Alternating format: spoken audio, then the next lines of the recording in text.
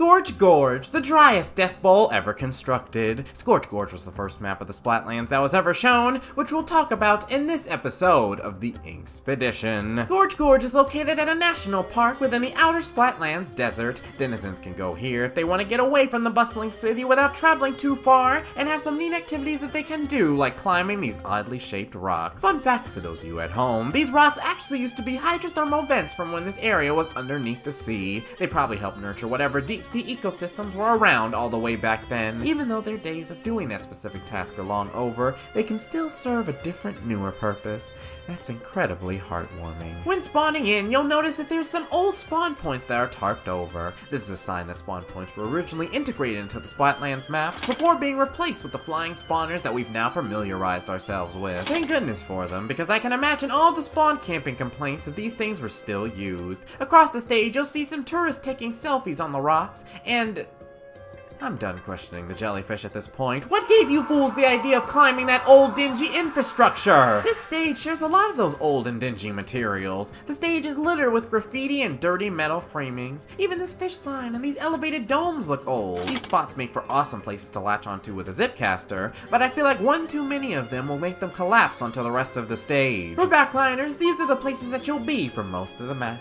When the match is pretty even, it will be a good idea to stand around here to safely snipe. From this position, the only way the enemy team can travel here is by walking across these extremely narrow grates. These grates are literally the width of a single E-liter, and anyone who stands on them can't go into swim form without falling through them. So as long as you put about 10% of your effort into watching them, you should be fine. You will need to look out below you though, as more aggressive players without any other options will attempt to shoot you from down there. Meanwhile, when you do have control of the middle, you can get atop this tower and reach all the way into the enemy's court. This area has significantly less cover than the prior one, so that high reward comes with a high risk. Also, unlike the previous one, the walls on each side of this tower are paintable, meaning that enemy players don't have to walk across these infantile grates in order to reach you. Of course, in the hands of someone like me, the enemy team never even has the hope of getting that close. I really am fighting God today, aren't I? 3 chargers on one team. The odds are certainly stacked against me. Well, it's no matter. It may be harder for us to push against this team, but that does not mean it's unfeasible. Normally, I'm weary of coming up here, but the big bubbler temporarily remedies that weariness, especially when the only 2 players that can hit the weak spot have negative points in their awareness stats. Oh, that's adorable. You think you're safe behind that box? Well, I have bad news for you, my friend. You need— Where are you going, you baboon? I need your assistance here!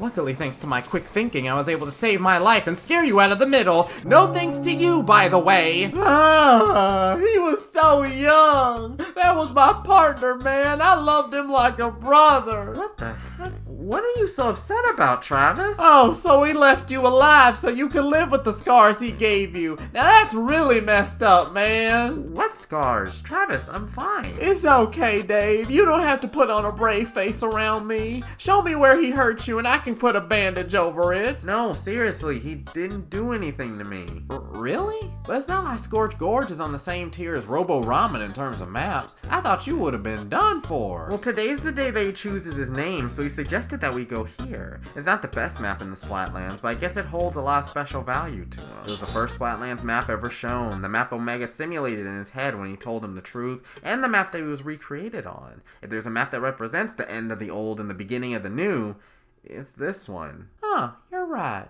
Also, since Scorch Gorge is usually Billy's little hangout spot, I brought him with me today while we record the Inkspedition. Hi, Dave. It's nice to see you again. It's nice to see you again, too, Billy. Speaking of recreation, you were also someone who Alpha brought back to life on this map. So I guess between that and it being a pretty quiet place in general, you're pretty fond of it, too. Well, kind of. I do like Scorch Gorge a lot, but it's also the map where Omega turned me against Alpha. When I first sensed him, it felt like an angry mob was approaching me. The only thing I could think of doing was running away from it. So while Scorch Gorge has helped me with a lot of things, it's also been where I've had some really bad memories. I don't know if I'll ever get rid of his anger, but I at least want to try. Sorry for dumping off that onto you guys. No, don't apologize. I brought you here, so I want you to talk with us. Also, don't worry. I'm sure we'll be able to find him and talk with him again soon. And once we do, all this can be a chapter that we can move on from. Yeah, I hope so.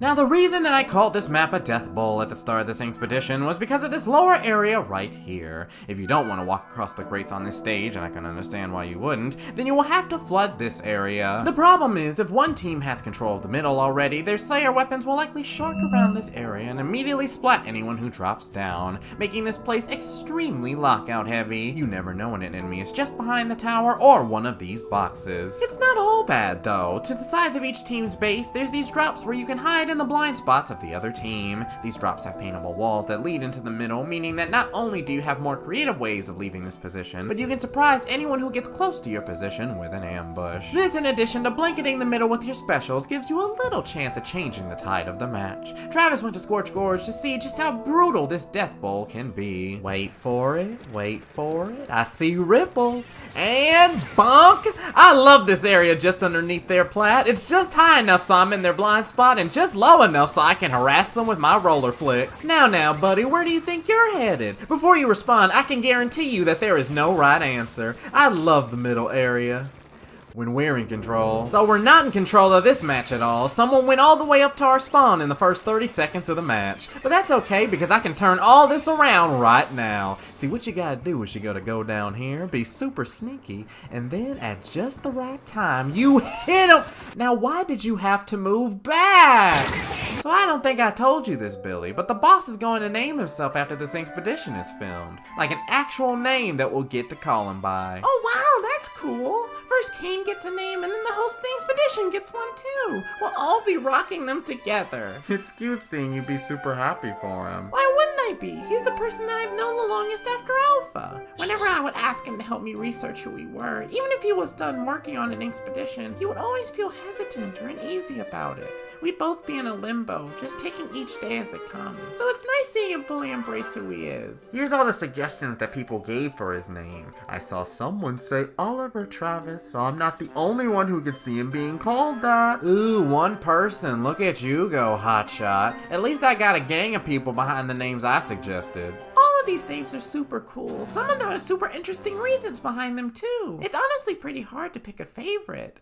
I can't wait to see which one he picks. The ranked modes on Scorch Gorge can vary widely in their layouts. In Splat Zones, the map remains mostly the same, with there still only being one way of entering the enemy base. Since this is a ranked mode where you're forced to take back the middle within a limited amount of time lest you want to be knocked out, the map can become even more like a Death Bowl if you play it. Oh my lord, can y'all at least give us a little bit of mercy during this match? I'm hopping back to spawn while I still can. Alright, never mind. I guess you can't even retreat right on this map. In the other three ranked modes, the singular grate here is replaced by a ramp, and in two of those modes, there's also an even scrawnier set of grates that you can traverse across. In tower control, you only have the ramp, but the height of the tower allows you to hop directly onto the enemy team's plat, making it much easier for attackers to push. This is so much better. Now I only need to move this tower a few paces to get into your base. Ain't nothing stopping me from roughing y'all up now. In Clan Blitz, if you travel up the ramp and take a 90-degree turn to the left without being shot down, then the clan basket will be waiting for you with bated breath. Things get very congested here though, so don't be afraid to also give the graded path here a chance. There's always someone up here guarding this position, so let's make them look as stupid as possible. Perhaps if your Splatana was alive, you could do something about this, but they aren't, so I'll just keep sucking away. Be mature. And in Rainmaker, the paths from Clan Blitz remain, but this time there's checkpoints waiting for you instead of a clan basket. Be thankful for the accessibility of these checkpoints, because the other pedestals are anything but accessible. If you ever find a way to get knocked down in this mode, you just need to find a new hobby. Go, my legion! We're burning daylight and our comrades cracking. We need to hurry this up here. Few things are impossible in this universe, but successfully pushing up that anorexic ramp and knocking out the game on the first try is definitely one of them. Overall, Scorch Gorge is an incredibly iconic map in the Splatlands for all of the best and worst reasons. It's very pleasant to see materials that have been discarded from one task have the ability to fulfill another one. It could have fulfilled it a little bit better if the ramp from the trailer was here, though. I've been your host, and you've watched the Inkspedition. And that's Inkspedition number 12 completed. If Urchin didn't get added, we'd actually be halfway done with covering all the maps now. We've been making great pace then, especially over the course of this summer. So, did you make your decision? Let me have one final look at the names. Let's see, Vincent, Odin, Oracle, Simon, Theodore. Sorry. Elias, Leo, Kai, Winston, Matthew, Alphonse, Quincy, Crow. What am I, a bird? I think this name will suffice. Alright. Well, from today onward, it looks like I'll be filing paperwork for the esteemed and illustrious Apollo. Amazing choice, boss. I know. You all have submitted absolutely stupendous guesses for what my name could be. It's nice to see how all of you truly notice my excellence. But only one name can be correct, and that name is Apollo. Of course, if some of you need time to get used to knowing my name, I'm still going to be the host of the Inkspedition as well. Awesome. Now let's go have lunch for your 2 birthdays. Billy's welcome to tag along too. Billy said that he needed a minute over there to get a break from the hustle and bustle of the crew, but he'll be over in a bit. But if he's behind that snipe, that's only about 60 meters from us. Oh, whatever, the twerp has 2 legs, he can walk. Let's go ahead and pack it up, everyone. We don't have all day here. Let me guess. You could feel my presence again. It was kind of hard not to. I don't think I've ever met someone with emotions as strong as yours. I feel like a failure. I wasn't able to set you all free, and now I'm left alone as a pariah. Maybe it'll be best to make use of the little power that I have left and annihilate myself. No, please don't do that. What does it even matter?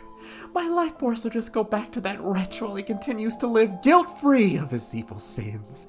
If I can't set us free, then I don't deserve to do anything.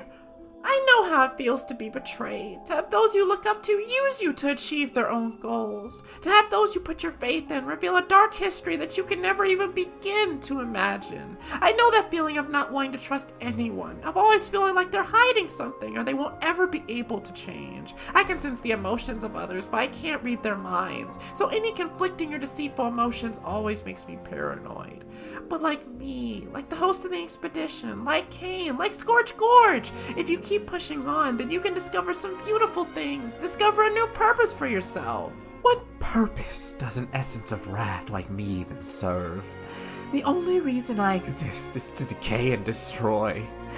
And I can't even do that right. That's not true. You have an incredibly important role to act as a counterbalance. Should Alpha or anyone else do something that ever harms us again, you can step in to help us. You have the power to instantly see what each of us goes through and reverse anything that Alpha does, no matter how far apart we are. I think that's very necessary going forward. And if you need any help moving forward yourself, then I would be happy to help you. I don't understand you all. But you want to see all of us happy and at peace, don't you? That's what you told me when we last talked here. Well, if you really want to achieve that, then right now, doing this is the way. You don't have to like or forgive Alpha, just coexist alongside him for us. I can feel that hopelessness you have disappearing. So are you going to leave now too? Billy, where are you? Dave, Apollo, and I are gonna celebrate our birthdays. I'll catch up to you guys later. Just text me where you're going. Alright. You aren't leaving with them? They'll be fine. I can feel it. Now, where were we?